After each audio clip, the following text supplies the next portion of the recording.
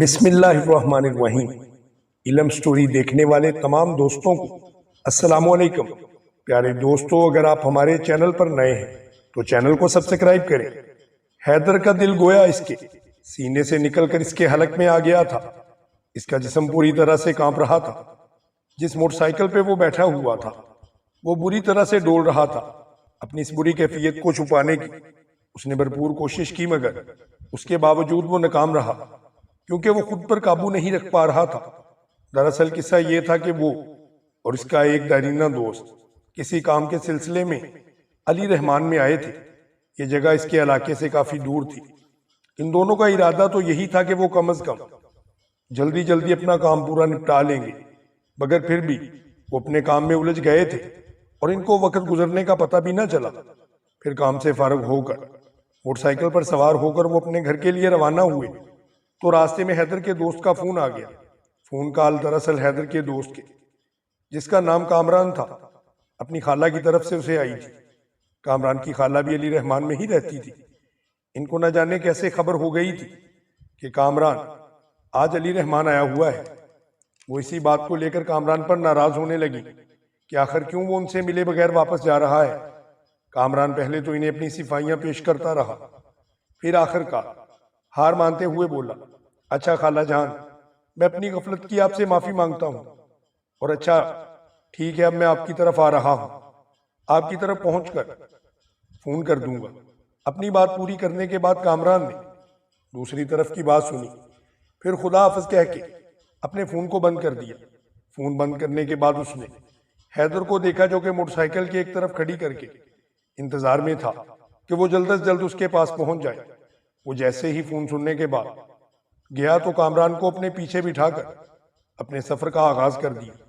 اس لیے اس نے فون بند کیے ہوئے کامران کو دیکھا اور پھر بولا، جلدی کرو کامران۔ کامران نے اسے دیکھا اور پھر آہستہ آہستہ چلتے ہوئے حیدر کے قریب چلا آیا۔ حیدر کے قریب آ کر اس نے حیدر کے کندھے پر اپنا ہاتھ رکھا اور پھر بولا، حیدر یار، دراصل میں تم سے معافی چاہتا ہوں۔ کیوں بھائی؟ حیدر، دراصل خالہ جان کا فون آ گیا تھا۔ تم تو جانتے ہو کہ خالہ جان بھی علی رحمان میں ہی رہتی ہیں۔ ہاں میں یہ جانتا ہوں کامران، تو بس یار پھر تم یہ بھی جانتے ہوگے کہ میری خالہ بہت ضدی ہیں۔ ہاں میں یہ بھی جانتا ہوں، حیدر نے مسکرا کر کہا۔ تو پھر کامران بولا، نہ جانے خالہ کو کس نے یہ بتا دیا کہ آج میں علی رحمان میں آیا ہوں۔ اسی سلسلے میں انہوں نے فون کیا تھا کہ آخر اگر آج علی رحمان آئے ہو تو پھر کیسے ہمت ہو گئی کہ تم بغیر ملے واپس چلے گئے۔ وہ تو پھر اس نے اپنے قدم حیدر کی طرف بڑھاتے ہوئے اور پھر اس کے قریب جا کر معذرت خواہ انداز میں بولا، حیدر یار، میں دراصل تم سے معذرت چاہتا ہوں۔ کیوں بھائی؟ حیدر نے حیرانی سے پوچھا۔ کامران بولا، یار انجانے کس نے خالہ کو یہ بات بتا دی تھی۔ یہ خالہ میری بڑی پیاری خالہ ہے۔ او اچھا، مجھے یاد آ گیا، مگر اب کیا مسئلہ ہے؟ حیدر نے حیرت سے کامران سے پوچھا۔ تو حیدر، مسئلہ یہ ہے کہ اب میں تمہارے ساتھ واپس نہیں جا سکتا، تمہیں اکیلے ہی واپس جانا ہوگا، یا پھر تم ایسا کرو کہ تم بھی میرے ساتھ ہی چلو۔ کامران نے حیدر کو روکا تو حیدر کو بات نہ سمجھتے ہوئے وہ بولا کہ یار کامران، میں تیری بات کو سمجھا نہیں۔ تم مجھے کہاں ساتھ جانے کا کہہ رہے ہو، جبکہ ہم تو اپنے گھر جا رہے ہیں۔ حیدر، میں نے تجھے بتایا ہے نا کہ خالہ جان کو کسی نے بتا دیا کہ میں یہاں پر علی رحمان میں آیا ہوا ہوں، تو اسی سلسلے میں ان کا فون آیا تھا۔ وہ ناراض ہو رہی تھی کہ تم ملے بغیر مجھ سے واپس کیسے جا رہے ہو۔ بس یار میں نے انکار نہیں کر سکا، میں نے کہہ دیا کہ میں آ رہا ہوں۔ وہ اچھا، مگر کامران تمہارے گھر والے تمہارا انتظار کر رہے ہوں گے۔ وہ تو کوئی بات نہیں، میں خالہ کی طرف جا کر ان لوگوں کو فون کر دوں گا، انہیں کوئی بھی اعتراض نہیں ہوگا، حیدر نے کہا۔ اس لیے میں تمہیں پیچھے بٹھانے کی ضد کر رہا ہوں، تمہیں خالہ کے گھر چھوڑ کر میں اپنے گھر روانہ ہو جاؤں گا۔ اس طرح سے ہو سکتا ہے؟ ارے رہنے دو یار، خام خواہ تمہیں تکلیف ہوگی۔ ارے اس میں تکلیف کی کیا بات ہے؟ آؤ بیٹھو، میں چھوڑ آتا ہوں، مجھے بس راستہ بتاتے رہنا۔ ہاں ٹھیک ہے، کامران نے اس کے پیچھے بیٹھتے ہوئے کہا، اور حیدر نے موٹر سائیکل اس کے بتائے ہوئے راستوں پر دوڑانا شروع کر دیا۔ پھر جیسے ہی کامران نے گھر کے دروازے پر حیدر کو موٹر سائیکل روکنے کو کہا، حیدر نے جھٹ سے موٹر سائیکل روک دی۔ کامران اس کے پیچھے سے اترا اور گھر کے دروازے پر دستک دی۔ چند سیکنڈ بعد ہی کسی عورت نے دروازہ کھول دیا۔ اندھیرا ہونے کی وجہ سے حیدر ٹھیک طرح سے عورت کا چہرہ نہیں دیکھ پایا تھا، مگر پھر کامران حیدر کے پاس آیا اور بولا کہ خالہ نے تمہارے بارے میں پوچھا ہے کہ یہ کون ہے، تو پھر تم نے کیا بتایا؟ میں نے بتایا خالہ یہ میرے بچپن کا دوست ہے۔ حیدر آپ نے اسے بچپن میں دیکھا ہوگا، جب ہم چھوٹے تھے تو وہ کہنے لگی شاید مگر اسے اندر کیوں نہیں لے کر آئی؟ میں نے بتایا کہ اسے واپس جانا ہے۔ وہ کہنے لگی کہ اتنی سردی ہو رہی ہے، اسے اندر بلاؤ، کم از کم ایک کپ چائے تو پی لے، پھر اس کے بعد چلا جائے۔ چلو یہ تو خالہ جان نے بڑے ثواب کی بات کی ہے۔ حیدر کی بات سن کر کامران نے اس سے پوچھا کہ کون سی بات؟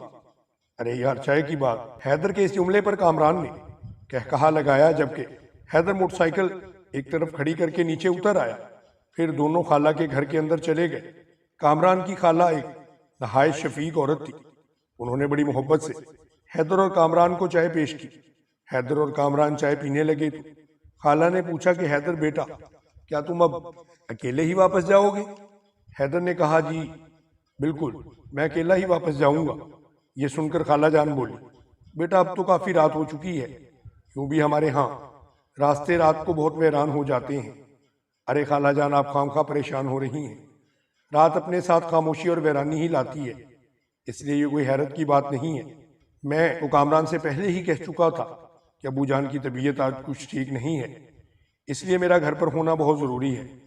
اگر ایسی بات ہے تو پھر میں تمہیں روکنے کے لیے زیادہ نہیں کہوں گی۔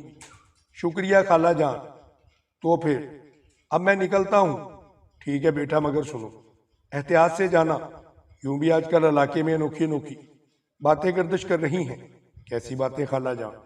نہ جانے کیوں کچھ لوگ کہتے ہیں کہ علی رحمان سے باہر جانے والی سڑک پر عجیب و غریب قسم کے سائے چلتے پھرتے نظر آتے ہیں۔ اس کے علاوہ کچھ لوگ کہتے ہیں کہ رات کو جنوں کا خاندان گردش کرتا رہتا ہے۔ حیدر نے خالہ جان کی بات سن کر ایک بڑا سا کہا لگایا تو خالہ جان شرمندہ ہوتے ہوئے کہنے لگی ارے بیٹا ہنس کیوں رہے ہو؟ خالہ جان آج کے جدید دور میں بھی آپ سایہ اور جنوں کی باتیں کر رہی ہیں، ایسی باتوں میں ہنسوں گا نہیں تو کیا کروں گا؟ بیٹا جنات کا وجود تو قرآن کریم میں بھی بتایا گیا ہے، پھر زمانہ جدید ہو یا کریم فرق نہیں پڑتا۔ خیر اب میں چلتا ہوں، حیدر نے کہا تو کامران اور خالہ جان اسے دروازے تک چھوڑنے آئے۔ دروازے سے باہر نکلتے ہی حیدر بولا اچھا خالہ جان اللہ حافظ۔ اللہ حافظ بیٹا، خالہ نے کہا تو حیدر کامران کی طرف مڑتے ہوئے بولا اچھا کامران اب میں چلتا ہوں۔ ٹھیک ہے حیدر، اور احتیاط سے موٹر سائیکل چلانا، کافی دیر ہو رہی ہے۔ اچھا اللہ حافظ۔ اس کے بعد حیدر اپنی موٹر سائیکل سٹارٹ کر کے وہاں سے روانہ ہو گیا۔ وہ اپنی منزل کی طرف بڑھتا چلا جا رہا تھا۔ ابھی وہ رہائشی علاقے سے نکل کر علی رحمان سے باہر جانے والی سڑک پر آیا ہی تھا کہ اسے کچھ عجیب سا احساس ہوا۔ سڑک کے کنارے پر موٹر سائیکل روک اس نے ادھر ادھر دیکھا، مگر پھر دوبارہ سے موٹر سائیکل کو سٹارٹ کر دیا۔ ابھی وہ پوری ترنگ کے ساتھ چلا جا رہا تھا، مگر اس کے ذہن میں خالہ کی وہی باتیں پوری طرح سے گردش کر رہی تھی، جس کی وجہ سے مسکراہٹ مستقل طور پر اس کے ہونٹوں پر ثبت تھی۔ اس نے زیر لب مسکراتے ہوئے سڑک کے دائیں بائیں دیکھا، اور پہلے بھی کوئی بار علی رحمان وہ آ چکا تھا۔ وہ کئی بار اس راستے سے گزرا تھا، لیکن اس کے دل میں کبھی اس طرح کے خیالات نہیں آئے تھے۔ پھر وہ اپنی موٹر سائیکل پر چلتا جا رہا تھا۔ اچانک اس کی نظر سڑک کے کنارے پر چلتے ایک شخص پر پڑی۔ وہ کوئی درمیانی عمر کا آدمی تھا جو اتنی سخت سردی میں پیدل چلتا جا رہا تھا۔ بیچارے کا وجود کسی بھی طرح کی گرم جرسی یا چادر سے محروم تھا۔ اسے یوں اس حالت میں دیکھ کر حیدر کے دل میں اس کے لیے ہمدردی پیدا ہوئی۔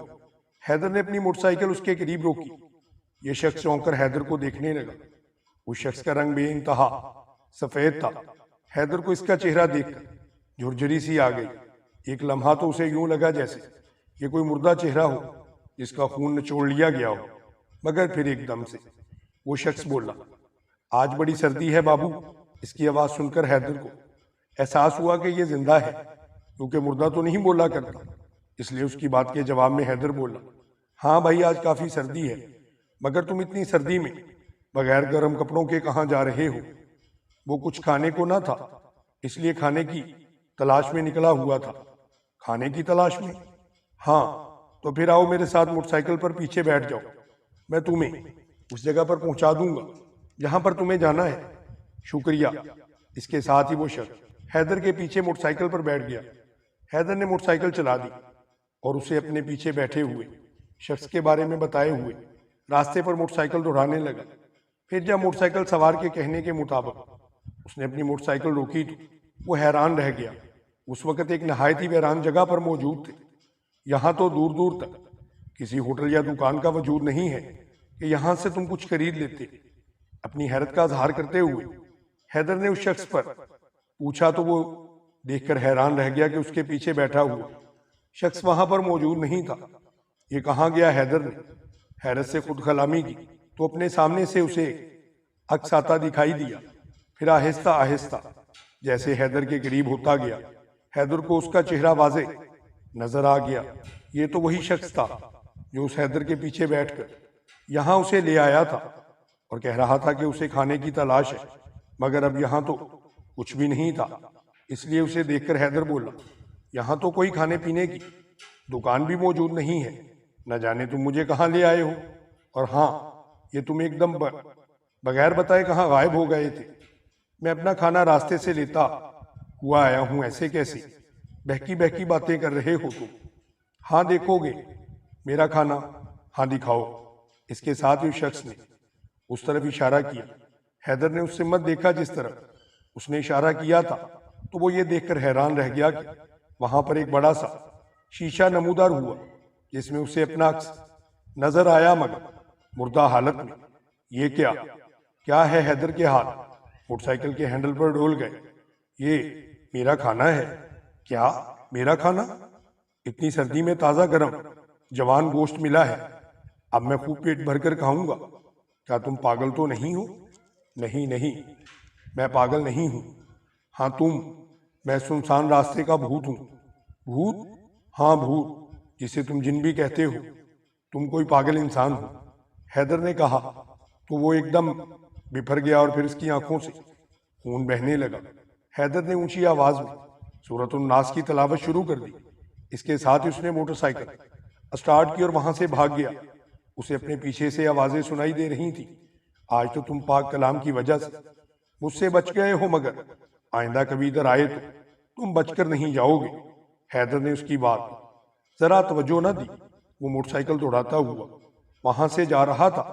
آخر کار سارے راستے میں وہ سورۃ الناس کے بعد آیت الکرسی اور قرآنی آیات کا ورد کرتا چلا گیا، اور پھر جیسے ہی اس کا گھر آیا اس نے اپنے گھر کے دروازے کے قریب موٹر سائیکل روکی اور اپنی کال بیل پر رکھ دیا۔ دروازہ اس کی امی نے کھولا۔ ماں کی شکل دیکھتے ہی وہ اپنی ماں سے چمٹ گیا اور ان کی باہوں میں ہی بے ہوش ہو گیا۔ بیٹے کی یہ حالت دیکھ کر انہوں نے شور مچایا۔ سب گھر والے اکٹھے ہو گئے۔ بڑی مشکل سے حیدر کو اس کے کمرے میں پہنچایا گیا۔ اس وقت اس کے بدن کے اندر حرارت محسوس ہو رہی تھی، پھر آہستہ آہستہ اس کا بدن بخار سے تپ رہا تھا۔ گھر پر جس قدر ہو سکا اس کا علاج کیا گیا۔ جب حیدر کو ہوش آیا تو ماں کے پوچھنے پر اس نے سب کچھ بتا دیا۔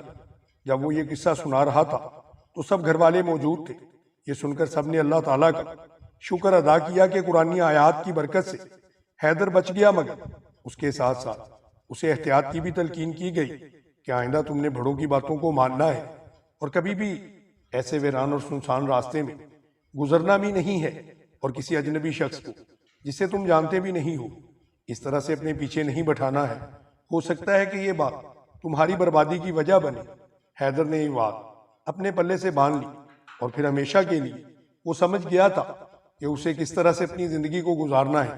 پیارے دوستو، اگر آپ کو ہماری کہانی پسند آئی ہو تو ہماری ویڈیو کو لائک کریں، ہمارے چینل علم اسٹوری ٹی وی کو سبسکرائب کریں اور بیل آئیکن کو بھی دبا دیں تاکہ ہماری ہر نئی آنے والی ویڈیو کی اپڈیٹ آپ کو موصول ہوتی رہے۔ جزاک اللہ۔